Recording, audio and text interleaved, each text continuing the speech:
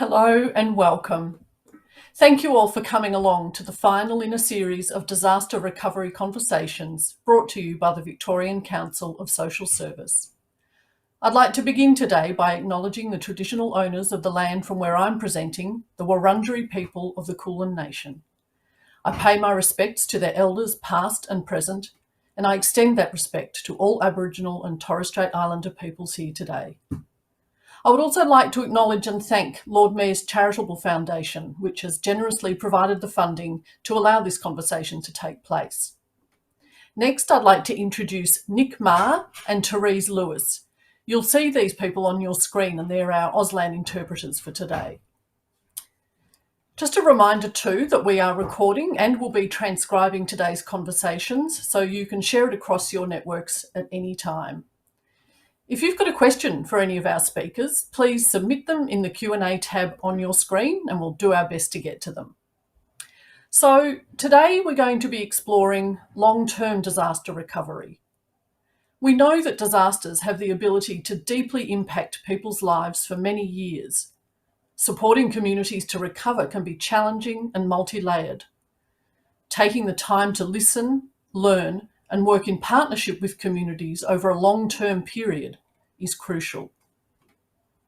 I'm very excited to introduce our first speaker for today, Professor Lisa Gibbs from Melbourne University. Lisa and her team have spent the last 10 years studying the medium and longer-term impacts of the 2009 Black Saturday Victorian bushfires. Her research has been instrumental in how we approach and manage recovery. Key among recommendations made by Lisa and her team is that governments must invest in preparing long-term frameworks for recovery from major disasters. They also recommend finding innovative ways to boost community resilience before, during and after the moments of a crisis, as failing to address these longer-term impacts risks entrenching disadvantage. I'm not going to tell you any more about Lisa's findings. She can certainly do that herself. Lisa, welcome. Thanks, Bridget. It's lovely to be here and nice to build on our collaboration in many different ways. I'd like to just acknowledge that I'm speaking today from the lands of the Wurundjeri people of the Kulin Nation and to pay my respects to their elders, past, present and emerging, and to also acknowledge my Aboriginal colleagues who have been really supporting us in extending our understanding of disaster resilience to align it with Indigenous understandings of disaster events and healing of culture, of community, people and country. So today it's really great to be able to talk to people about our findings, to learn if it's relevant to those of you who are out in the field and dealing with more recent disasters. But really, you know, the intent for me is to hope that our research findings help to shorten what is actually an extraordinarily long tail of recovery, as we have discovered. For those who may not have seen our research before, if we can just go to the next slide, we publish many academic findings from our research to add to the evidence base, but we're really committed to sharing the findings to those who need to use it. And that's what this report is about. It's just a really easy guide, an overview with what's come through, the key messages and some recommendations for changes that may make a positive difference in terms of that recovery process. And within this report, there are also references so that people can find the research papers that sit behind these key messages. If anyone's looking for it, it's on our website, which is beyondbushfires.org.au. And of course, I get to present the findings, but there are so many people who have contributed. And I've listed there the authors of the report and some of our organisational funders and partners, but the most important contributors were the people living in the bushfire affected communities and other rural communities who were just extraordinarily generous with their time and their life experiences to add to this research. So many thanks to those people who may even be present as today in the audience.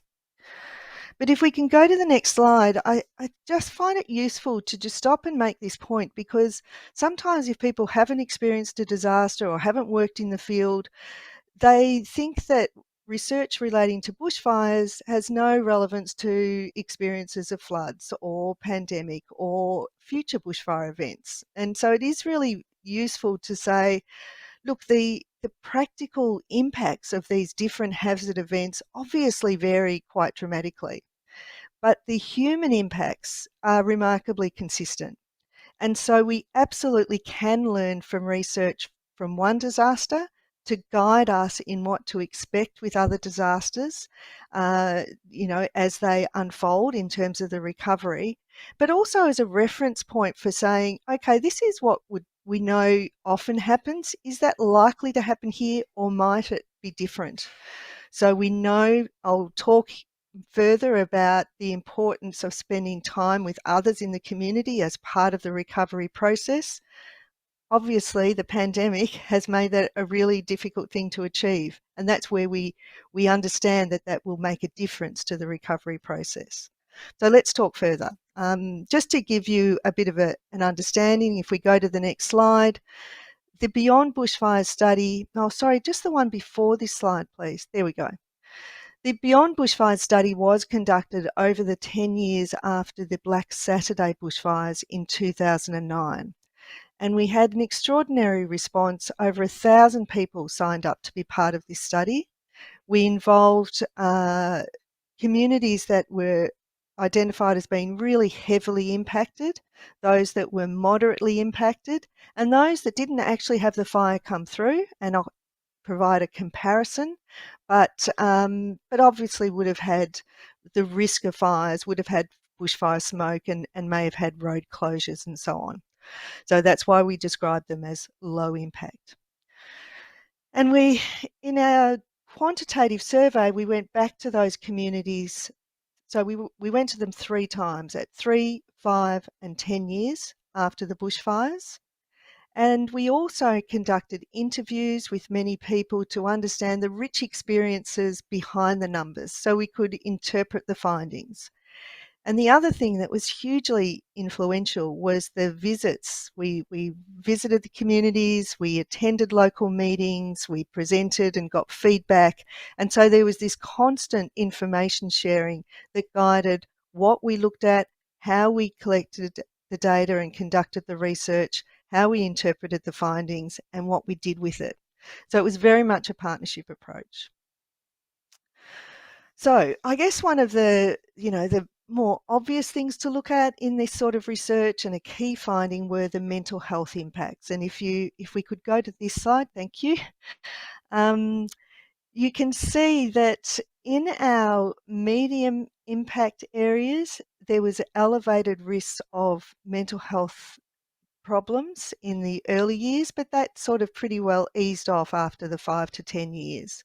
Whereas in our high impact communities, we still see levels of mental health disorders more than twice what we would typically see, still evident 10 years after the bushfires. So this is our long tail of recovery, that while most of the people were able to manage what was going on and were able to recover, there was a significant impact for a proportion of the community. And this is obviously a concern, and particularly because we know that these figures here are people who are reporting symptoms that are quite severe and indicate that they're in need of professional support.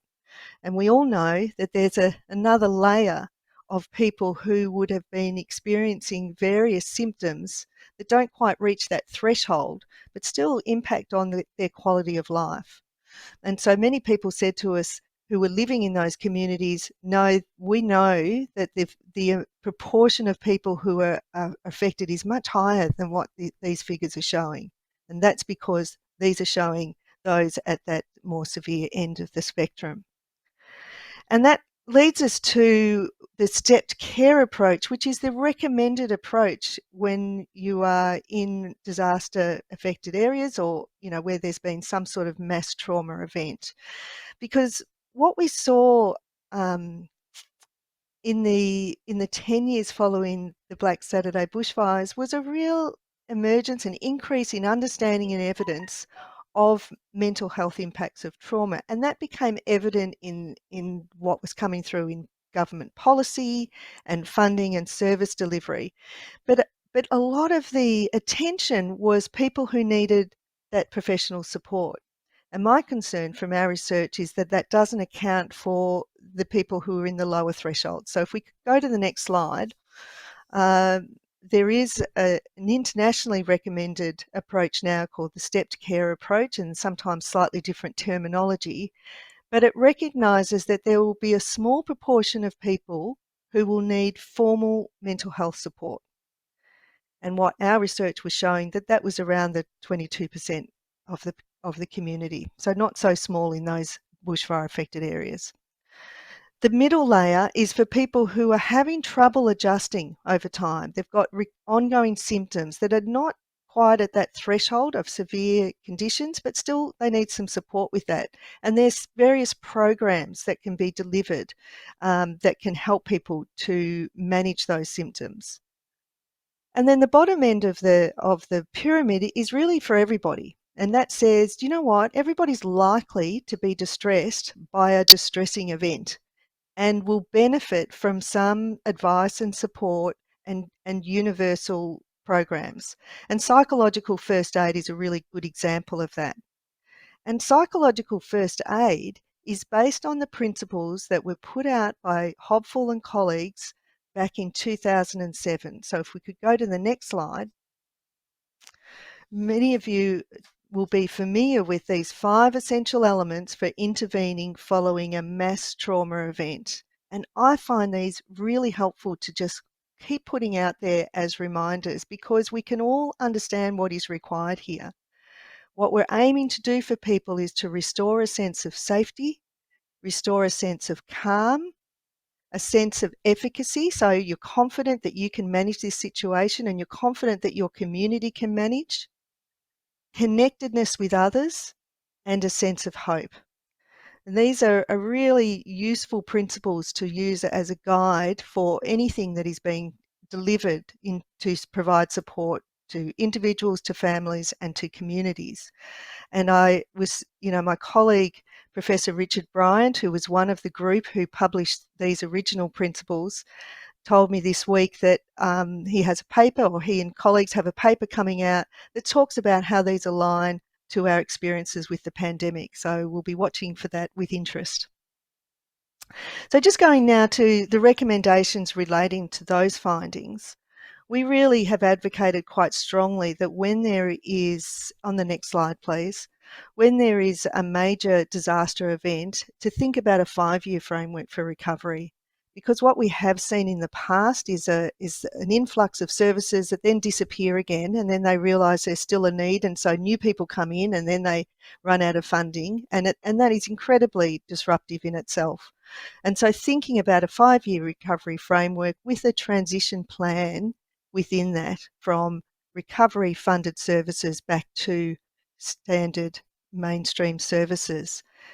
And certainly thinking about mental health service providers who have expertise in trauma training, and particularly for training in the added complications that come with a mass trauma event, in addition to what someone might experience as a form of individual trauma. And recognising that there are community-based interventions that are going to be beneficial for many more people than those who are experiencing more severe symptoms.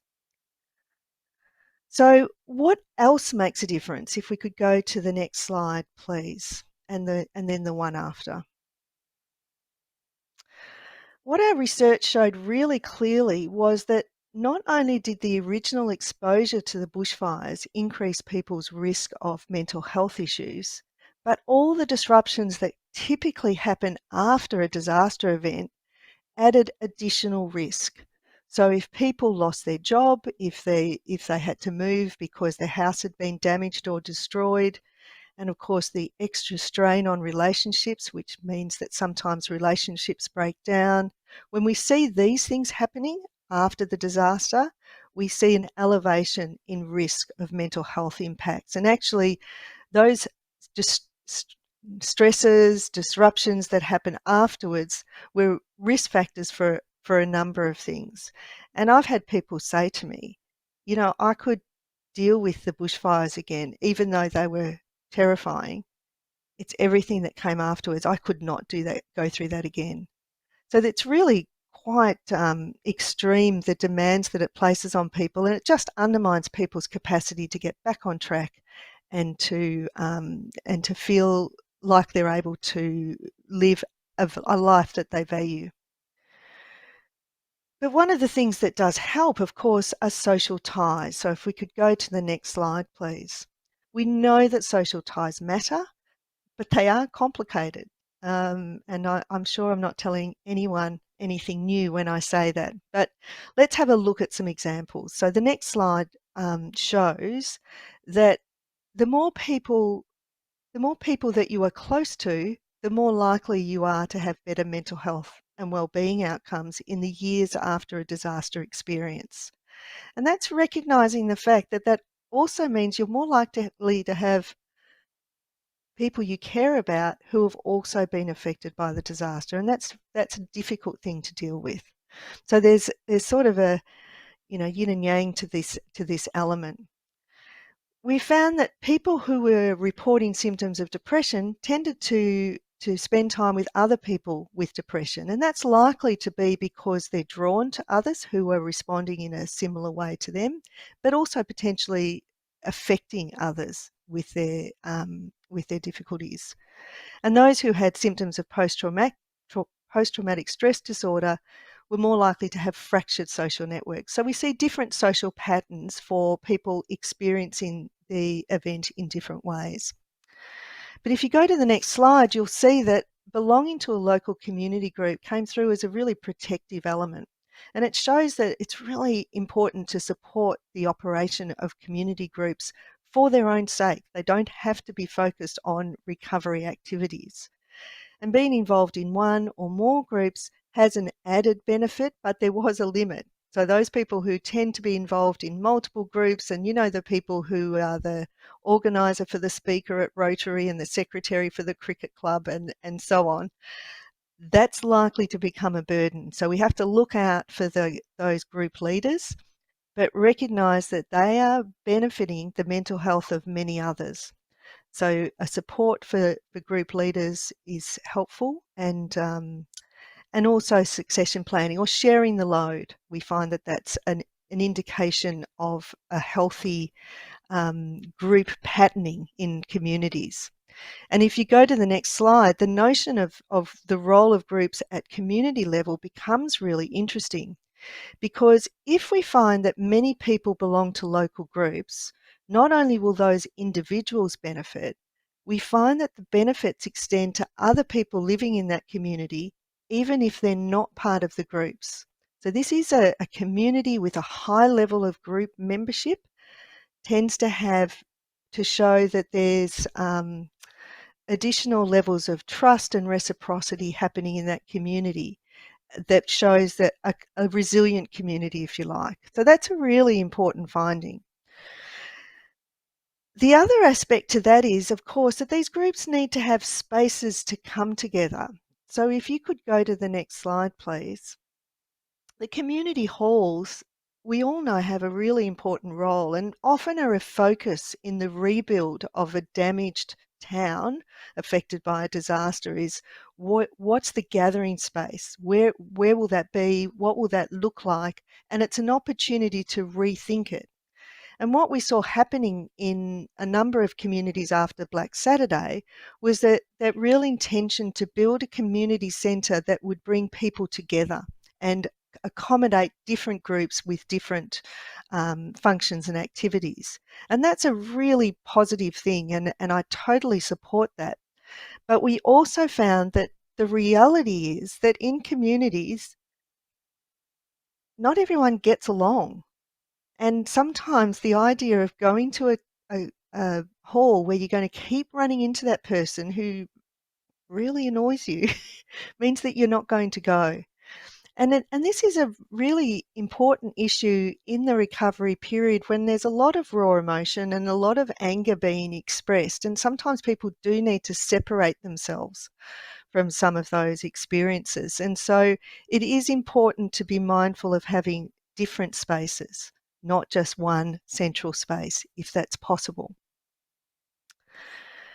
And of course, the other space, which is really health promoting, is the outdoor space. If we could go to the next slide, this was just really reinforced to us when we were doing our interviews with people, and we had a particular method of just going for a walk and saying, "Can you just show us what's important to you?" And they might show us their home, their property, local walks, local town, whatever. It was up to them. And we learnt a lot about what people valued about the places where they were. And so much of it was the natural landscape. And it was so stark and so strongly coming through so strongly as a theme that we went back to our survey data and analysed our data to say, well, if someone is attached to the natural environment, if they've expressed that, what difference does that make?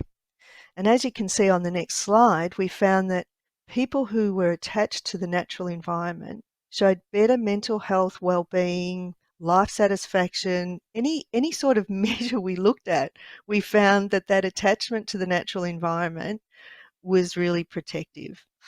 Even though they were the people who tended to grieve more at the damage to their landscape and what surrounded them. But something about that connection to the natural environment was also healing over time.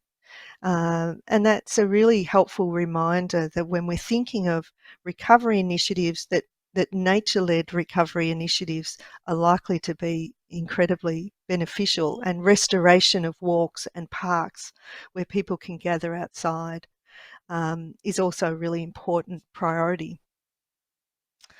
And I guess, with our experiences of lockdown during the pandemic, it's really enforced for all of us how much we need to be outdoors and in our green and blue spaces. So just the next slide, please, looking at our recommendations. Based on those research findings, we advocate that there are services in the recovery period that really help people to manage those disruptions as well as the trauma. So looking at financial advice, help with building regulations, relationship counselling, job retraining, all of those things that can help navigate through those challenges more smoothly. Supporting community groups and community leaders with their needs over time, and recognising the benefits of providing connections within those groups, but also across those groups to support discussion around community recovery priorities. Restoring spaces and places, and also perhaps monitoring group membership to make sure that people are being included and that the groups that are making a difference, either because the number of people that they support or because they support groups that are not otherwise connected, can be really helpful in guiding decision making about local funding and local support. Okay, and just a brief note on the next slide. It was interesting, my colleague Daniel Aldrich, who's a fantastic social scientist, and his colleagues published a paper recently on the benefits of social capital in relation to COVID-19. So that's just building on what we know about social connections and disasters extending into the pandemic. My next slide is just a super brief one. I was really pleased to hear Bridget talking about the fact that a previous session focused on children and younger people, because that's a really particular interest area of mine, and our team has done a lot of work in that space, but there was no time to talk about it today. So I have on the next slide just offered a pointer that we've worked really closely with Red Cross, and after the Black Summer bushfires, we found actually it was really pleasing. There was just this rush of new resources for children and families that hadn't really been out there previously. And they're all really good. But we thought it might be hard for people to navigate and find what they need. So one of the things that we created was just a guide to what's out there. So if you're looking for resources to support children and families and parents, this is a really good site to go to and just have a look, and it can guide you to what's available. The next slide just tells you how to access our body of research. We're actually going to be transitioning to a Beyond Disasters website that reflects the fact that we're working across different types of disasters, but we'll have a link. So if you're ever looking for our research and our output, the Beyond Bushfires website is easy to find and hopefully easy to navigate. And in fact, one of the things that we've worked really hard on over the past 2 years is to provide a resource that might be helpful in that recovery space and even for planning for events, that is a kind of a prompt for discussion. So if we can go to the next slide, this is a recovery capitals project. And recovery capitals comes originally from the notion of community capitals, where it recognises that in the experience here in terms of recovery is that there are so many different parts of your life being affected, and you need to draw on your social capital, but also financial and built and natural and human and cultural and political. There's all these things going on at the same time, and they're interconnected. And most of us in the field have a only expertise in a part of that. And it's really difficult to support people who are living all of them. And that's what this is about. It's a guide. If you go to the next slide, this guide and associated resources provide, address each of those capitals in recognition of how they interconnect, and they provide the evidence to guide discussion. So they say, this is what we know about natural capital. So these are some things you might want to think about and talk through what might work locally. It's just a really accessible guide to those difficult discussions that can become, quite tense because people have different understandings, and at least gives some confidence that the discussion is guided by the evidence. And that was developed, if you could just go to the next slide, in collaboration with all of these academic and non-academic contributors, and in fact many more than this, but really fantastic practical and academic expertise has gone into this. So I'm really happy to be able to recommend that resource to you. It's getting launched on the 2nd of December through the ADA website. We've got a webinar happening there. So just on the final slide, and I'm sorry to rush through all of this, but those websites are there for you to locate the resources. And I'll leave it there and throw back to you, Bridget, because I suspect I've used up my time. Thank you, everyone. No, and you've used your time wonderfully. Thank you so much, Lisa. To summarise, 10 years of research and work so adeptly has been just fantastic. And I'm really pleased that you brought up the recovery capitals work. I was actually going to ask you the question about recap and have you give an overview, so you've stolen my thunder there. We do have a couple of questions that have come through, Lisa, and one is around the pandemic. And the pandemic recovery seems to be focused a lot on the economy. What do your findings suggest about how we should approach the social recovery from the pandemic? Thanks, Bridget. Yeah, look, right from the start, I've been part of discussions, and we're doing research relating to COVID-19, and it took a while to get people to think about the fact that this is not just an issue that's about disease transmission. This is an issue about disaster resilience, and we really need to be thinking about that and working towards processes that recognise that. And I've really seen that transition over time with the last 2 years. But our research has shown quite some really interesting findings that we actually, I slipped in with any questionnaire I was asked to contribute to, I've slipped in community connection questions and safety and hope and all of those. And those principles have really shown to be completely relevant. We found that if people have someone who is able to provide them with support if they need it, they fare better in terms of mental health and well-being, and also if they are supporting someone else. And obviously there's a point where that can become a burden if they're not able to manage that. But I suspect it also contributes to people's sense of efficacy, that they're able to manage the situation. We found the community connectedness was a really important contributor. And interestingly, obviously differences for people who were born in Australia and are in, secure circumstances compared to those who may have arrived recently and migration status is in doubt. But what we did find for those people who have arrived more recently in Australia is that they were more confident in the Victorian and Australian government's capacity to manage the pandemic. And we suspect that's because they were in close contact with home countries where the public health measures may not have been as strong. So there's it's a good reminder that the political capital is a really important element of the recovery experience as well. Absolutely, and all of our diverse community members who have different strengths and potentially different needs can experience the same disaster in really different ways. Absolutely, yeah. Lisa, thank you so much for coming along and sharing in your work. I think this research is just so important, and it's hard-won research. It's research that has been on the back of people's trauma and some really terrible experiences, and often difficult areas to navigate from a researcher perspective. But it's really important research because I think it can really help us to understand what needs to happen in recovery, what the best interventions are, and importantly, what mistakes not to make.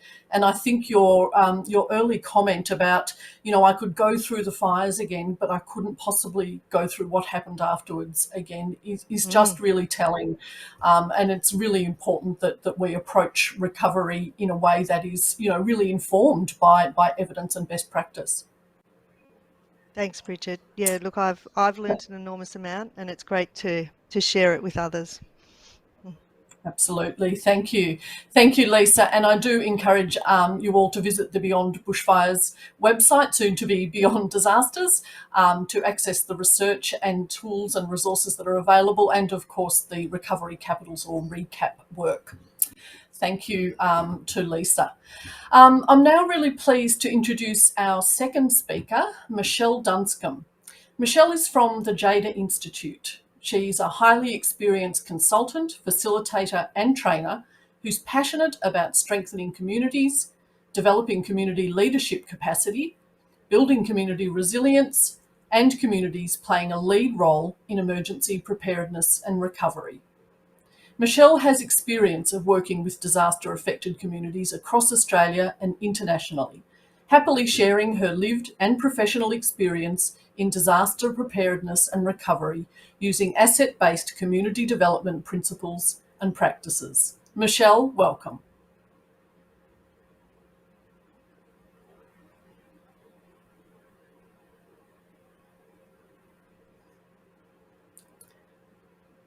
Michelle will join us shortly. I know she's here because I saw her earlier. Wonderful. Hi, Michelle. Thank you, Bridget. Thank you for the great introduction. And it's wonderful to be joining everybody this afternoon. I don't have a PowerPoint. You've got me this afternoon. So, but before I start, I would like to acknowledge that I'm actually on Gunditjmara land today. Whilst I normally live on Tanarung country, I'm down here in Warrnambool for some work and coming to you from Gunditjmara country, and would like to acknowledge over 65,000 years of custodianship of this land and pay my respects to elders past, present and future. And I'd also like to pay my respects to any Aboriginal and Torres Strait Islander people who are joining us today. So Thank you. And it's such a great pleasure and a hard act to follow, Lisa. And I must say, I was actually part of Lisa's research, so it's great to see where it's come from. So whilst Bridget gave you the introduction of who I am, in essence of who I am is a Kinglake resident. So many of you will know that Kinglake was certainly one of those communities that was severely impacted by the 2009 Victorian bushfires. So in today's presentation, I'm going to give you a little bit of it's sort of like a two-sided story. It's my story as a community member, but also my experience and understanding as a community development worker. And I've worked with many other communities across Australia, and also connected with particularly bushfire communities in California and flood communities in the UK. And I would agree with what Lisa was saying, that there are so many similarities. It doesn't matter what the disaster is, the psychosocial impacts on communities can be very, very similar regardless of the type of disaster. So starting off, I just wanted to talk about it's almost 13 years since the 2009 Victorian bushfires. And when I say 13 years, it's like sometimes it feels like only yesterday, and other times it feels like a lifetime ago. The recovery journey for me and my community has been a bumpy ride. With this in mind, it's a really good reminder to think that I always think of recovery as a marathon, not a sprint. You know, and we know that during a marathon, if we've ever watched a marathon race, we see the athletes, they have setbacks and breakthroughs, frustrations and celebrations, and it's exactly the same for a community. So I'm wanting to talk in this afternoon's session about long-term recovery from three perspectives. So from community, connection and capacity. And you'll hear some crossover, because as Lisa was talking, I was like, have you read my notes? Because there are some similarities. So, which I suppose is good, because if I'm talking about both my lived and learned experience as a professional, as a community member, and as a volunteer, and it coincides and correlates with Lisa's research, then I suppose it really says a lot about the efficacy of that research. So firstly, when we think about community, the long-term impact on my community has been interesting to observe. And, it's sort of, I suppose, really reinforces what Lisa was saying, that people saying that they could deal with the fire again. It's some of the stuff that happens afterwards. So the impacts we've seen across my community includes, family and relationship breakdown, a reduction in community participation. Sort of initially after the fires, in those first couple of years, community participation is really high, but then it wanes, and I'll talk a little bit later about, maybe some of those contributing factors. But we also see ongoing mental health needs, even this far down the track. We've also seen reduced trust in government, which is a concern when we want to, we want people to engage and we want people to be active citizens. When that relational trust with government has been broken, it can be difficult to build that back up again. But what we've also seen is a resident turnover of over 50% since the fires. If I think back to my time, pre-fires and post-fires, I could walk into the supermarket and know everybody. And, quite often it would take me 2 hours to get a loaf of bread, because I'd be stuck in aisle 2 and then aisle 3 and aisle 4, etc.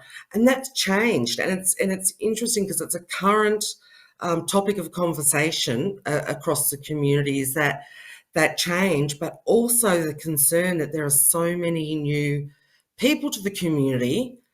Are they prepared?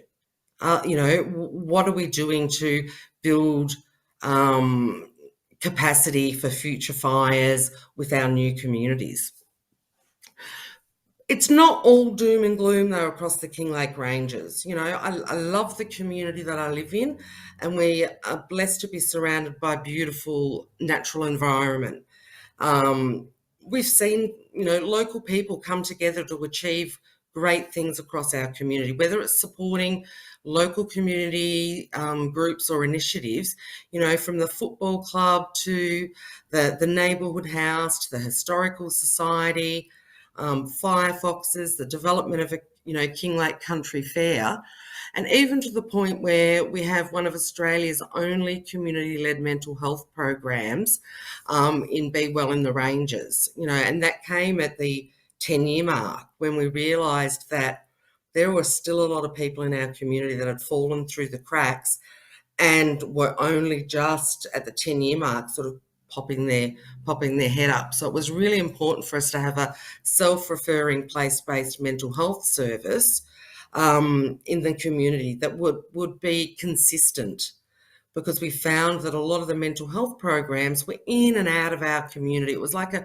revolving door. And if anybody that's experienced any sort of mental health, we know the importance of some consistency. The other thing that I've noticed and observed, not only in my community but in other communities, is that maintaining momentum in the community long term can be challenging. You know, volunteers and the community more broadly burn out. You know, they exhaustion. And when we think about the last 2 years of COVID, everybody I know is exhausted. That's what it's like in a bushfire community for years, you know, ongoing, and a lot of that burnout comes because you're pulled. You're having to go to everything, and you're being part of everything, and you're wanting to, you know, support your neighbours and your community more broadly. So we must prioritise self-care, not only for individuals in the community, but the community more broadly, and workers in the community. You know, we see that, you know, we see burnout across communities. And one of the feedback that I get from community members right across Australia, wherever their disaster is that we build a relationship with the worker, whether it's local government, state government, the various agencies, and they're not with us for very long. You know, I remember, I think during the, you know, post 2009, I went through 4 case managers, and it wasn't that my case was particularly difficult to deal with. It was just that level of burnout, or people were only there on secondment, and then there's that people in the community are re-traumatised when they have to tell their story over and over again. The other thing that I think is really important is that government agencies and workers must place impacted communities and their residents at the centre of recovery. We must work together in partnership, and communities must have a seat at the table for all forums that's discussing their recovery. So if we think about that statement of nothing about us without us, you know, communities need a sense of self-determination and self and community efficacy as part of their recovery. You know, if you don't feel like you've got a voice, the recovery can seem really, really overwhelming. Recovery should be informed by long-term frameworks, and it was interesting, Lisa mentioned that. I would add that those long-term frameworks are underpinned by community development principles and practice, which is quite different to the way if we see recovery only from an emergency management lens, that there are some similarities, but there are some quite big differences as well. The other thing, when we think about that from a community development perspective, recovery must happen at the pace of community. Otherwise, there is that risk of fracturing community relationships and trust. And building in a trauma-informed approach when we're working with communities to co-design healing and recovery initiatives and activities in that community. I know as a member of my community and a very active volunteer, I was, you know, on the football club committee, I was on the neighbourhood house committee. So many things were done to us along the way by really well-meaning people, but then we didn't build any capacity along the way. So when all of those people that were helping us, the helpers had gone, we didn't have that capacity. So it's really important to think about, making sure that community comes along for the ride and that we capture stories and celebrate the community's progress, because I think that's in part critical in maintaining that local momentum. We forget to stop and celebrate. So it can seem much more overwhelming when we just see the next job rather than actually thinking about, wow, all of the great stuff that we've done. And for me, the most important thing is listen, and listen to diverse voices across the community. Quite often in post disasters, there's a lot of community leaders that jump into the space, and some of them are self-appointed community leaders. So we need to make sure that when we're working with communities that we capture those diverse voices across the community, because communities aren't homogenous. There's lots of different views, different perspectives, and we must capture all of those voices, so that we can help communities through that healing process and understand where they're coming from. So when we think about connection, as humans, we're wired for connection, and being connected to our community is important. And like Lisa said, burnout of community leaders as they, support their communities to connect, is something that we see a lot of. Thinking at all stages of the recovery of creating those multiple safe spaces, both indoors and in nature, and opportunities for community to connect is critical.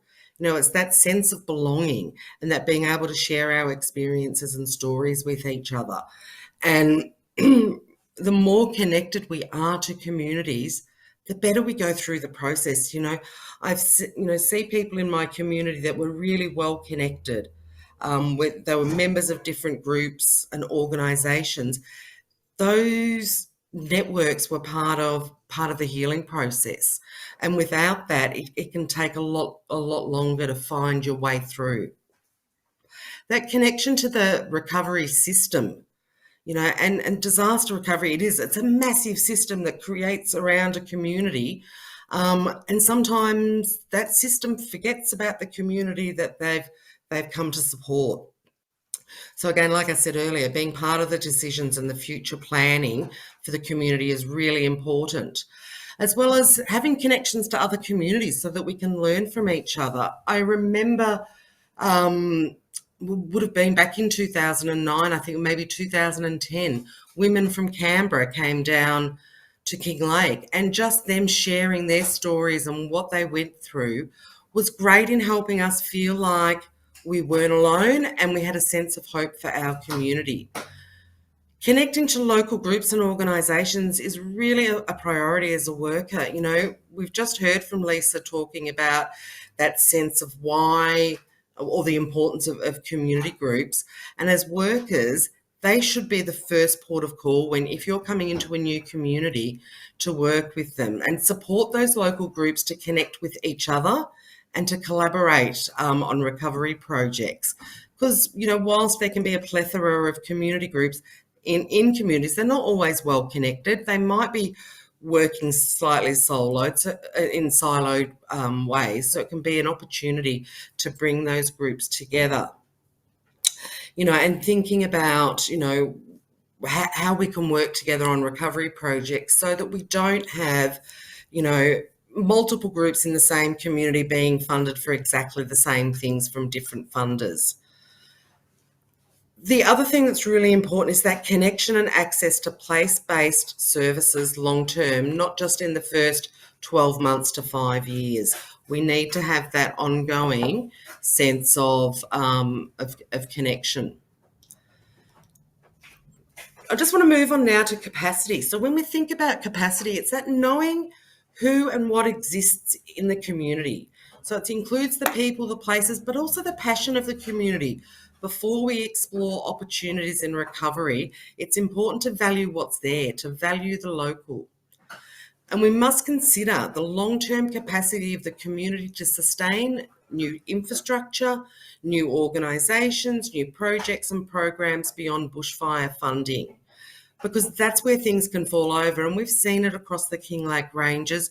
Many well-intended projects and organisations that were born out of the bushfire were unable to be sustained by the community.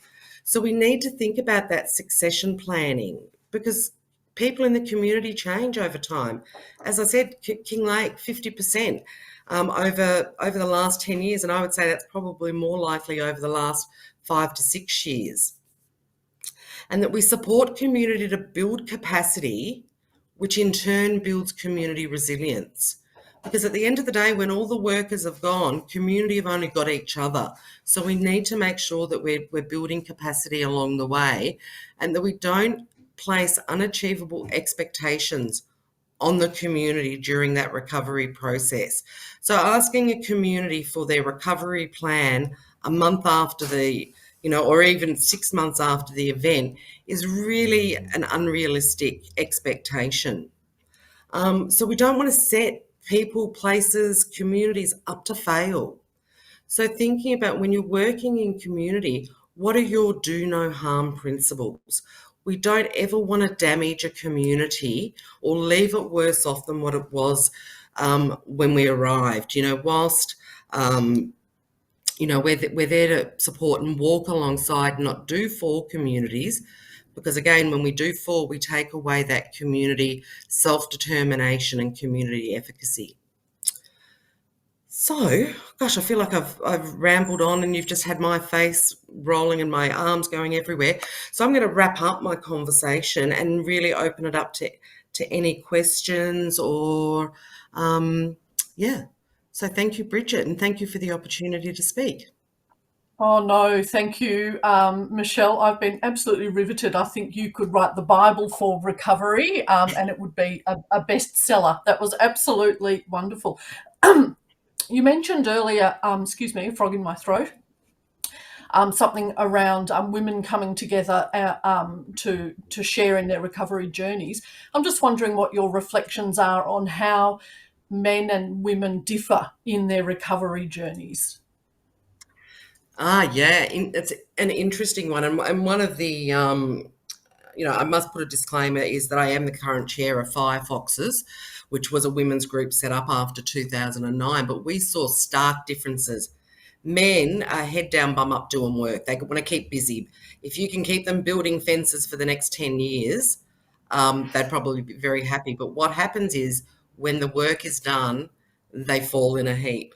Whilst we've got women trying to hold up not only their families, their neighbourhoods and their communities, they tend to be the doers and the silent doers. They just get in there and do it, whether it's, supporting community dining projects or supporting storytelling across the community. That works very differently. We see very different ways that men and women deal with disaster, and then we see very different ways that other people in the community, particularly young people, and we quite often forget to ask young people their perspective. I reflect back to many youth programs that were operating in my community, particularly in the early days. Community were doing an amazing job listening and supporting, and quite often agencies or other organisations would come in without that knowledge, without that understanding of community, and try and do things and go, well, nobody's coming. The kids obviously don't care, or young people don't care. And it's like, no, it's not that they don't care. It's that you've not listened. You've not connected, So I think that we need to be mindful that everybody, and when I talk about the gendered approach, that's very general too, because not all men and not all women, and every other gender in between, there are some things that you'll see that happen, but it doesn't happen with everybody, if that makes sense. No, absolutely, of course, and we don't think you're generalising. I think it's true that women carry do the emotional labour. I think that's very well accepted, and certainly the work of the Gender and Disaster Pod, or now Gender and Disaster Australia, reflects that very much. And you answered my next question, because I was going to ask you about young people. I'm really interested in your comment too about different communities recovering differently in themselves. And, my observations of how towns recovered, for example, the town of Flowerdale compared with the town of Kinglake, really only a few kilometres from one another. And yet, their approaches to recovery and their recovery journeys were really starkly different.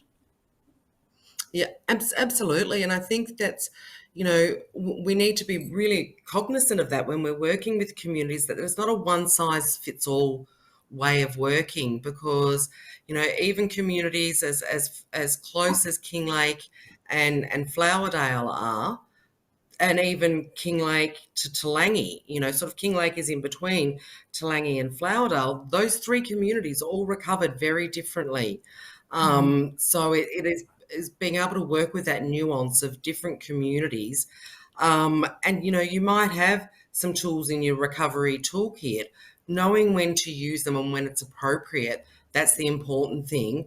But I can't stress it's that listening, that deep listening to communities, because that's when you'll hear where people's priorities are, and listening to diverse voices, because, if you're only listening to the men, who can quite often be the loudest and the most, rambunctious at big town hall meetings, which are an absolute, you should never do a town hall meeting in recovery, because it's not healthy for the community and it's not healthy for any workers.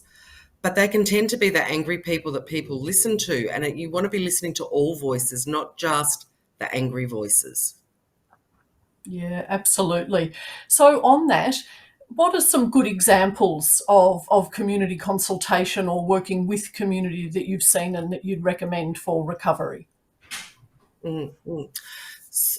Firstly, I would encourage people to think, rather than community consultation, community participation. Because what we tend to find is bushfire communities or disaster impacted communities are over consulted. And there are when you're consulting or, engaging or inviting community to participate, it has to be on equal grounds. Co-design that with the community, co-design the processes, rather than you come in with your program or project, and I think the beautiful way that Kinglake did the 10-year anniversary, that was supported by, local government and different services, where the community were able to co-create what their 10-year anniversary looked like, was an absolute exemplar of how recovery should look. And it's not about you consulting or coming in and engaging. And, we've had, there are so many, somebody somewhere must have a beautiful cabinet of all of the graphic harvests and community consultation feedback from Kinglake that the community don't own. So data sovereignty is so important for impacted communities, because how do we move forward when we don't know? Because we were too traumatised to be collecting that data ourselves. Other people have, and it's a credit to Melbourne Uni and Lisa's project that we do have some of that information, because a lot of the information directly post-disaster we no longer have. Yeah, and it's very much, your experiences, your lives, your community's journey, and absolutely should be owned. That's a really terrific point. Michelle, thank you so much. This has been absolutely fantastic, and I know, judging from the numbers of questions coming in, that we could keep talking with you all afternoon and into the evening. Really, really grateful for you coming along today, sharing in your wisdom and your experience. Your insights are absolutely fantastic, and we're really, really lucky to have them. Thank you. We're going to take a short break now, so you can quickly stretch your legs, grab a cup of tea, or it's getting to 1 o'clock. Come back in just a few minutes' time when I'll introduce our final speaker, Carmel Flynn, who is Acting CEO of Bushfire Recovery Victoria, who's going to talk to us about longer term recovery from a government perspective. See you all soon.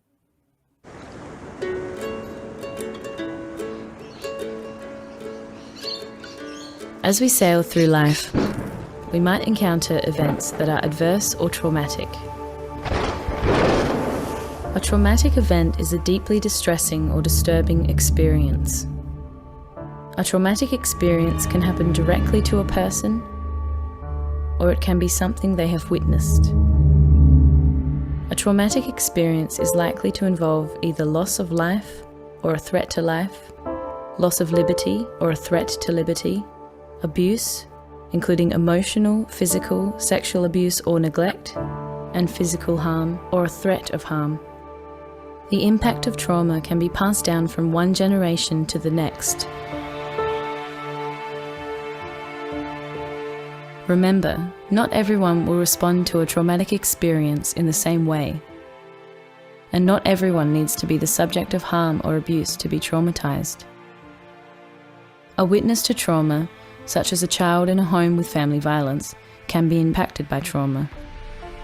A response to trauma is not always immediate and may be felt many years later. Adversity can be an event or experience that is distressing and worrying, a misfortune, or a significant change or loss, such as the death of a loved one. All of us experience adversity in our lives at some stage, and most of the time these do not cause lasting difficulties. However, ongoing adverse events, or a number of adversities over a number of years, which may not be considered traumatic in themselves, can have a cumulative negative impact on a developing child and may lead to a trauma response. Adult experiences of high levels of adversity can also impact on the child-parent relationship. Adversities come from the types of challenges that occur in life from time to time. They may occur within our homes, or they may come from outside events such as financial crisis, natural disasters, loss of employment, or relationship breakdown.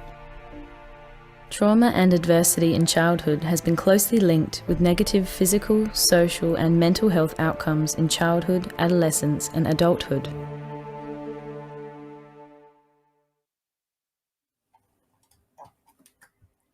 Welcome back, everybody, and what a terrific little video that is. I'm really pleased to introduce to you now our final speaker for today's disaster recovery conversation and introduce to you Carmel Flynn.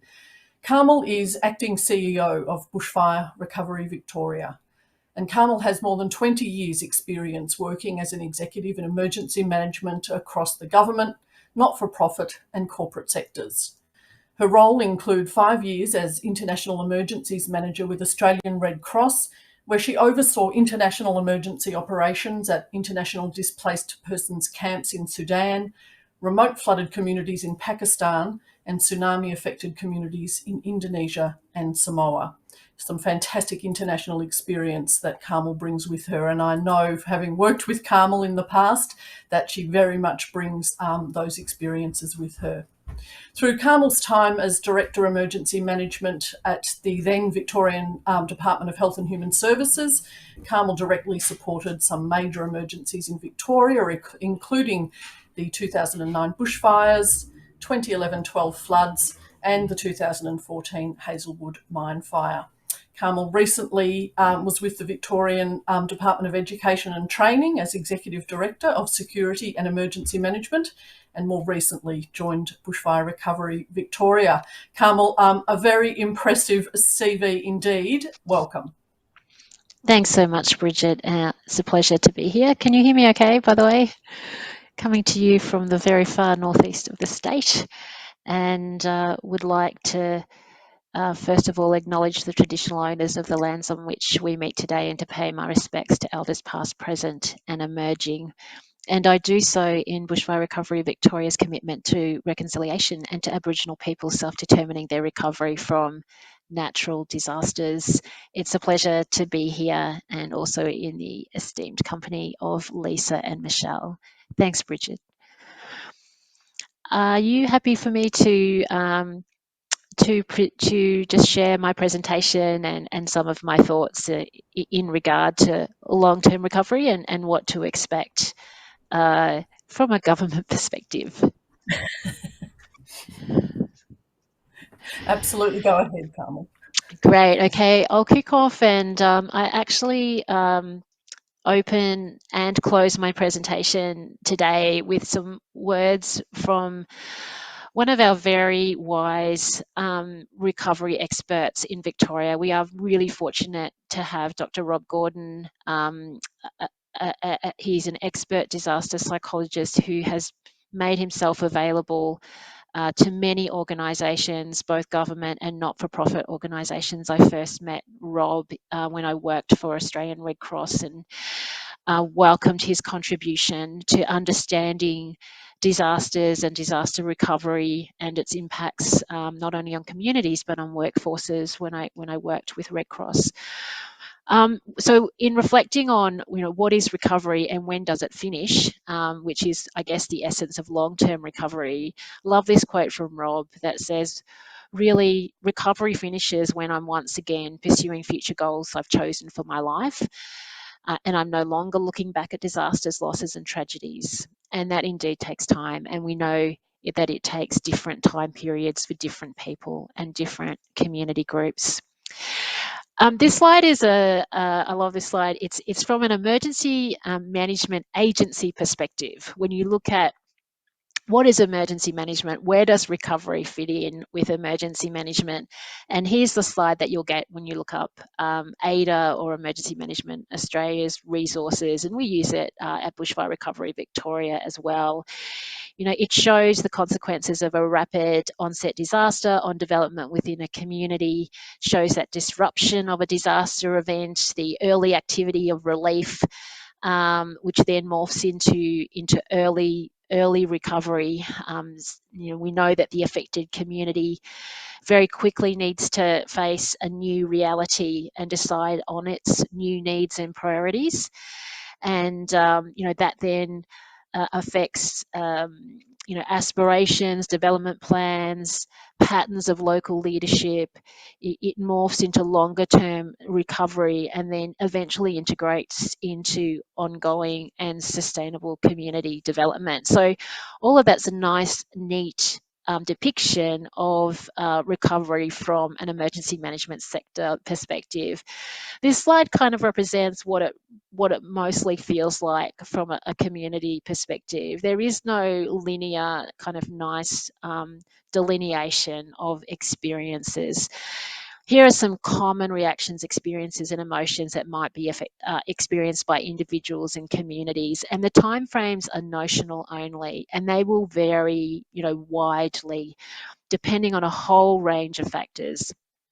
Every community recovery journey is different. Individual families and communities, businesses, no entity or individual experiences the same recovery journey at the same pace. It's not a linear cycle. It may alter, extend, diminish, or recur at different times, and that's really important to understand. I just thought I'd take a short time to introduce my organisation, Bushfire Recovery Victoria, and a bit about us, because we are a new player in the recovery landscape, and we were established because government recognised the need for an ongoing permanent agency because recovery was long term. So Bushfire Recovery Victoria was established in January 2020 initially to coordinate recovery from the devastating 2019-20 Eastern Victorian bushfires. And we were established to help communities, to help local governments and their communities rebuild and recover from those unprecedented fires. And we were established as an ongoing, enduring agency, recognising that the new normal is more and more frequent disasters, longer and hotter bushfire seasons, and the potential for overlapping disasters of enormous scale. Subsequently, in June of this year, we were asked to coordinate cleanup and recovery from the significant storms and flood event of the 9th and 10th of June, which did cause havoc and devastation across up to 39 local government areas in Victoria. And we work directly with local governments, with their communities, with all levels of government to coordinate recovery support for communities. I often describe our role as one as, the imperative of really actively listening to community, allowing them to have an active voice and agency, helping to cut through red tape. And that's not hard. That's not easy to do, I assure you, even from our side of the house. We coordinate recovery, but also, if necessary, we intervene and we directly deliver recovery services where there are gaps and there's no natural lead agency to deliver what's needed. Our recovery work conceptually is established across what we call 5 lines of recovery. And traditionally, for those of you who are used to the recovery sector, you'll know that the Australian model uses 4 lines or pillars of recovery known as natural, built, economic, and social. Effectively, we also adopt those lines of recovery. Some slightly different nomenclature, but we also have added a 5th line of recovery, which is Aboriginal culture and healing. And we've done that deliberately, not just to recognise the unique aspects of emergencies and their effects on Aboriginal communities and individuals, but importantly to learn from the Aboriginal and our First Nations community to understand how we can take their 60,000 plus years of knowledge and wisdom of dealing with disasters, of their deep connections with land, communities, and waterways, and really taking that traditional knowledge and building that into mainstream recovery activities and programming. A nice busy slide for everybody here. This essentially, for me, says that our recovery system has evolved over many, many years. But I guess if you go back, the 10-ish plus years from the 2009 Black Saturday bushfires, and at that time, an organisation called VIBRA, the Victorian Recovery and Reconstruction Building Authority, was established, and it was established as a fixed term entity for a couple of years after those fires. And they did a great, well, I think the establishment of that agency was a great decision, so that there was dedicated support. And they worked hard to work with communities to really sort of set up this notion of community-led recovery and working closely with communities that they get what they need. But it was a time-limited organisation, and it was shut down after a couple of years intentionally. It was only ever set up as time-limited. And then after that, we still had significant events. We had the floods of 2011-12. We had the Hazelwood Mine Fire and the Wye River bushfire, and then you can see on the far right of the slide there's a hive of activity, really from the last couple of years. And so I guess through this increasingly exponential numbers of major emergencies and therefore major recovery needs, we are learning a lot. And so it's absolutely timely that a dedicated recovery agency was established, and we continue to learn through experience. And particularly here, I'd like to acknowledge the work of Lisa, the Professor Lisa Gibbs, and her team at Melbourne University. Their work to help us learn from the recovery from the 2009 bushfires has been critical to the evolution of our sector. And and we also work really closely with Lisa to facilitate our organisation's access to research and evidence on the impact and recovery of disasters. And we're really, looking at developing an outcomes study to examine communities' recovery journey following the 2019-2020 fires. We're also learning from, a recent inquiry into the 2019-20 Victorian fires, from IGEM, and just, and of course the Royal Commission that was established. So there's lots to learn, and and we're finally, I guess, as a sector, receiving some really great evidence and research to help us improve in how we work with communities in their recovery journeys. So, in terms of recovery from a government perspective, we know we still have questions to answer, and and when I think about things that we could do better or key questions to answer, it is how do we how do we continue to reduce the impacts of trauma and of events, and what are the interventions that make the most difference for communities? Would like to acknowledge up front that when you're thinking about longer term recovery, the decisions that are made really early on, both in response, in relief, and in early recovery, can make a significant difference to long-term recovery outcomes. And I just wanted to use by way of example that a decision made quite early on following the 2019-20 fires for government to lead a state coordinated cleanup program, absolutely played, a critical role in helping longer term recovery efforts, because it was a really necessary first step to communities rebuilding. It was practical to help residents in the cleanup of their properties, but also it carried symbolic weight. Once the bushfire was extinguished and people can return to their communities, if their land is not cleaned up quickly, then they're just reminded daily of the disaster by the remnant burnt structures on their properties. So after the cleanup's completed and the reminders of the bushfire are gone, then that's an opportunity for residents to start rebuilding and moving on, both physically and emotionally. So in lots of ways, both practically, relieving the financial burden of residents to clean up themselves, as well as symbolically, these early decisions can make a big difference in terms of longer term recovery outcomes.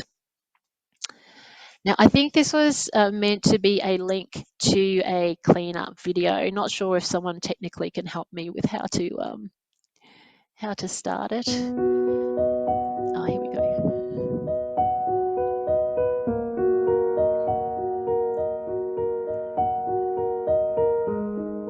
The loss of income from the berries and the plants is not a huge issue. It's more the emotion. A number of people just break down and cry, when they see the destruction. And it's not the buildings they're worried about, it's the trees.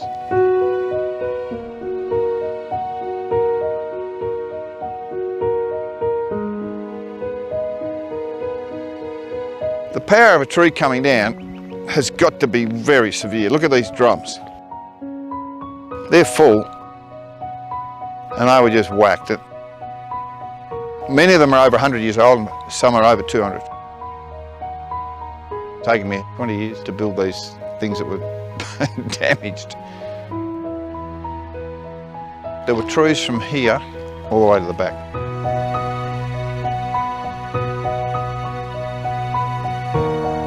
They were coming down all night, from 11 o'clock till about 1 the next day. You just get sad. There's at least 200-year-old trees, and there's probably half a dozen 150-year-old trees. A number of people said, weren't you scared, weren't you scared? And I think adrenaline must kick in, because I was amazingly rational. But weeks later, it really, really hit hard.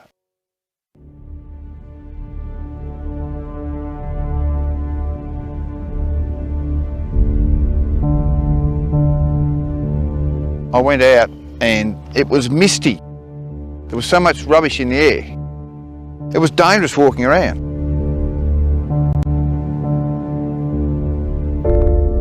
That's the blueberry one, that was smashed, and then the berry patch was smashed. Now this had many trees over it, didn't it? Have a look at my blueberries. They laid down a bit, but look, they're back up. These are fruit, that's fruit. This is the berry patch, poisons, logans, raspberries. This was smashed.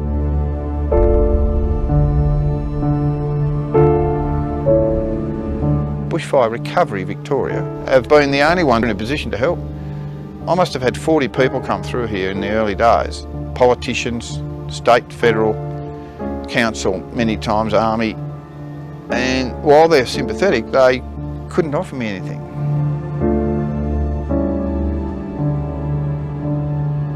Bushfire Recovery came here and at first I didn't believe them, to tell you the truth. But they've stuck in there and delivered.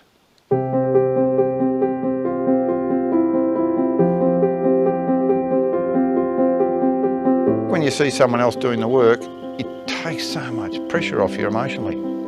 It gives you hope. You know, initially I just said, oh, I'm not going to clean this up until I die.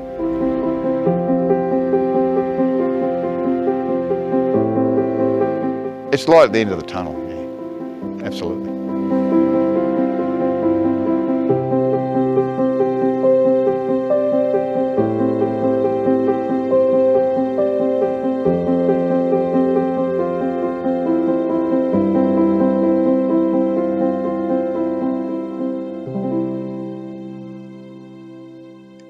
Yeah, so the point to that really is in saying those early decisions to that government makes can make a huge difference in the long term. And there's an incredibly courageous gentleman there, one of our clients from the storm and flood events of June, in sharing his story with us. I'm just going to skip a couple of slides and talk about community participation, and Michelle mentioned this as well, and just wanted to mention that the mechanism that we call community recovery committees is absolutely been critical for us in government to effectively connect with communities, to understand community recovery and priorities and the pace of community that works for them.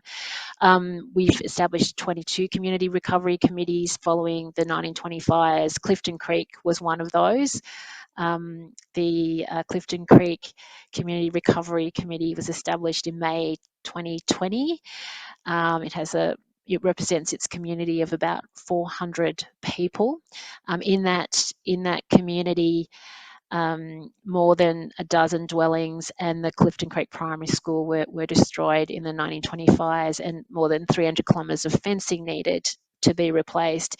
You know, that team really came together very effectively and quickly after the fires, and they used that event as a way to create a stronger community by working really closely with their own community members, existing volunteer groups, with us, with East Gippsland Shire Council, and with other community groups to identify their priorities, which included resurfacing the tennis courts, a new playground, toilet facilities, a new refurbished hall, and importantly also improved fire resilience against future fires.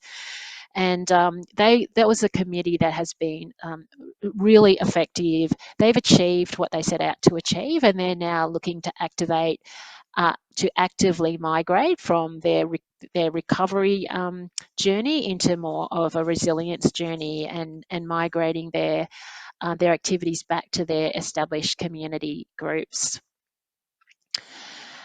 Wanted also to acknowledge that community-led recovery risks burnout, and that it's really important when we engage with community, when we encourage community participation. That's very different from expecting community to deliver recovery.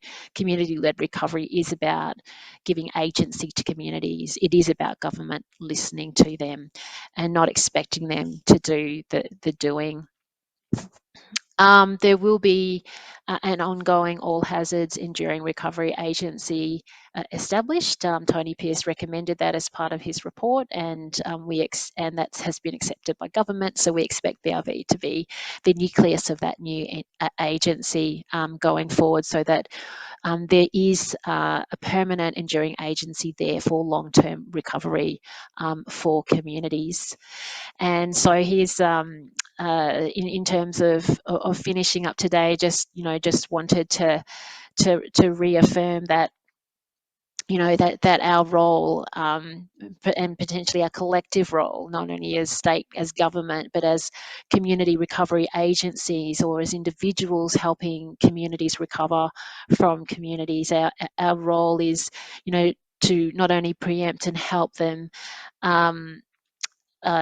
not only to be with communities as they travel their recovery journeys, but also to help them be better prepared for future events and future recovery journeys.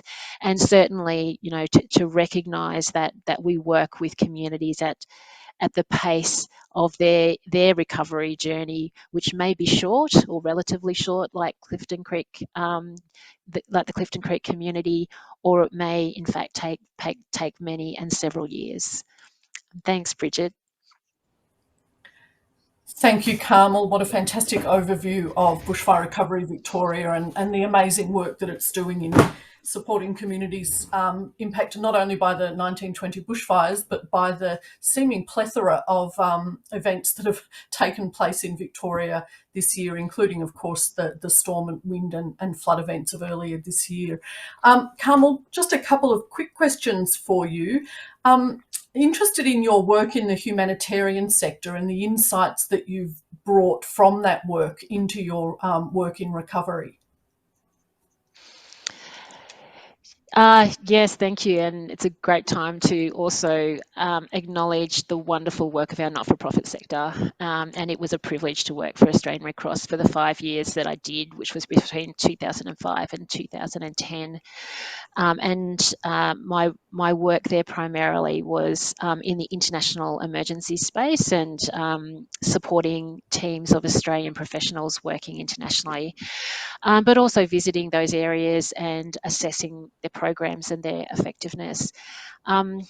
So I guess my insights are that local knowledge is absolute front and centre of all emergency management successes, and that becomes even more exacerbated when you overlay with culture. So going to different countries, it was just so stark to see that I was a world away, literally, from understanding the not only the cultural nuances of communities affected by disasters, but all the things that were important, that were on a day-to-day sense important to them. So that notion of community at the centre, listening to, respecting all of the diverse, and Michelle mentioned this too, the diverse voices of community was absolutely essential. And I will say that we always made sure we spoke to women separately to men when we went into communities, because it was a very easy way to really understand some of the dimensions of the emergency of different aspects of society. Absolutely, I can totally understand that, Carmel. Carmel, we have run out of time. I have a million more questions for you, but thank you very much again for coming along and sharing your time with us. Thank you to Lisa and Michelle as well for making the time to come along, experiences and their insights into disaster recovery. I think really what we've all heard is the importance of having community at the centre, having community leading, listening to community and supporting community through their recovery journeys. It's important to have the right supports in place if and when those community members may need them, and whether that's early on or whether that's 5 or 10 years down the track. I'd like to also thank our Auslan interpreters. Thank you for helping to make our events accessible. And thank you, of course, to Lord Mayor's Charitable Foundation for their generous funding. I want to thank Show Division, who've helped to run these events for us with their audiovisual services. They've certainly made our job a whole lot easier, and if you're ever needing to run events, we can highly recommend them. A huge big thank you to Kieran from VCOSS for all the work that she's done to help get these conversations organised and running. And finally, thank you. Thank you for all the work you do in supporting your communities to recover from disaster. We know there's still a long road ahead in recovering from the 2019-20 Black Summer bushfires, and VCOSS will continue to advocate for long-term support and resources to help you do the fantastic work you do. We'll also be here for the long run, supporting you in any way we can in your journey. And you can Google us and our work using VCOSS Bushfire Recovery. Please stay in touch. Let us know how your recovery is progressing, what you've learned, and importantly, what it is that you might need. Thank you again. All the best and goodbye.